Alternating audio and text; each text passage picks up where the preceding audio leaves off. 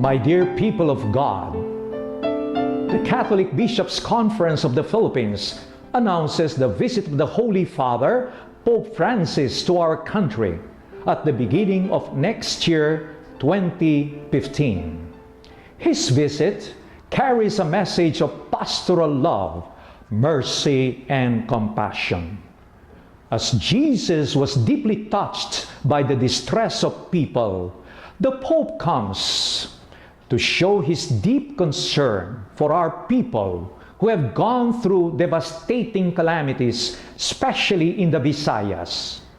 He comes to revive our drooping spirit, to confirm us in our faith, so that we can witness to the joy of the gospel in the midst of our trials.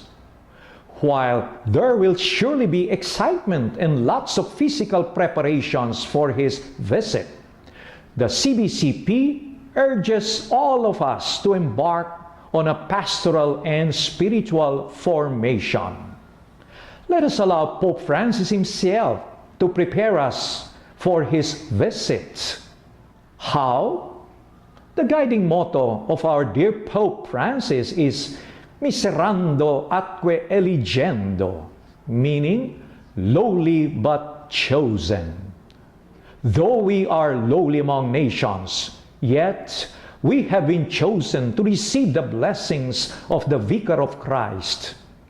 When the Pope comes, he brings with him a message of mercy. He reminds us that the Church must be a place of mercy, freely given, where everyone can feel welcome, loved, forgiven, and encouraged to live the good life of the gospel.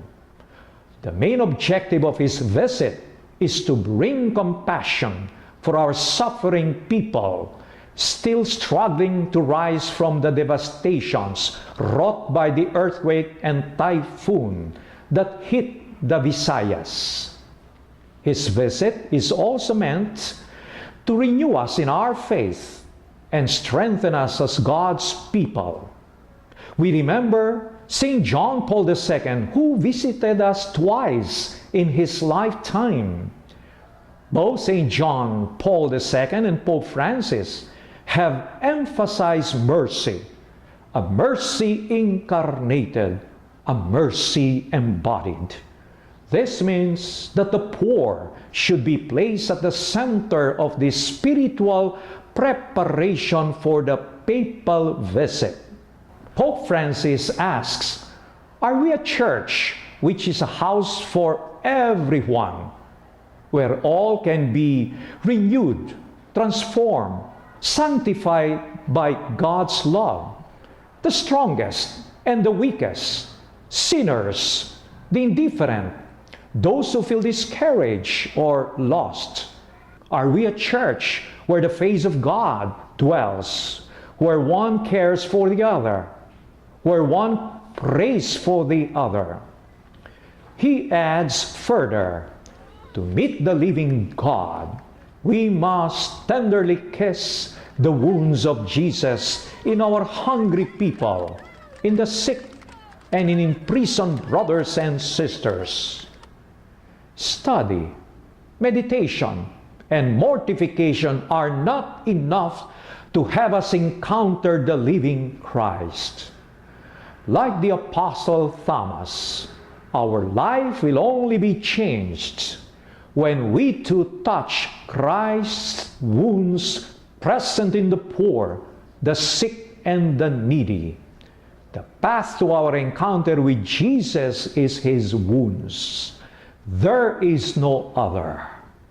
Let us be like Pope Francis in his humility and in his compassion. Let us make his apostolic journey of mercy be ours even before he arrives. When our dear Pope comes, may he see in us a people touched by the mercy of God, living out the compassion of God, a people truly rich in mercy and compassion, and grateful to those who have shown mercy to us, especially after various calamities hit our country.